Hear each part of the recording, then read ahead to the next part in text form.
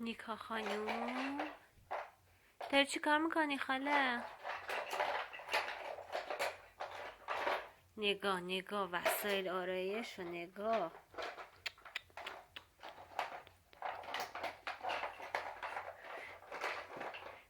چه بلایی سر خاله میاری ها؟ وای نیکا اینا سایه های منن.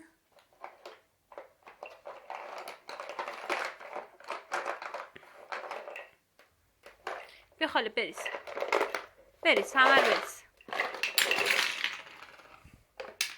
بیا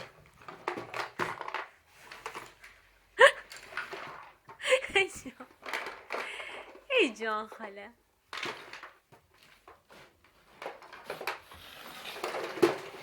کور خوندی اصلی ها ایناست.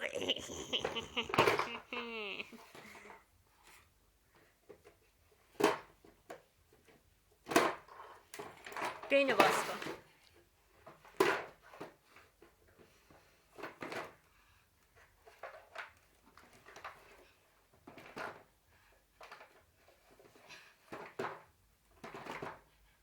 ای جانم خاله دستاتو ببینم. دست خاله دست اینا چیه؟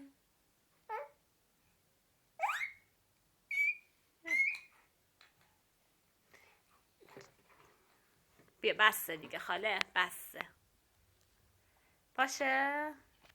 بابا همه رو خورد کردی. دستت نیکا نگاه کن تمام سایه های خاله رو ریختی رو دست و پاد. اینا چیه رو زمین؟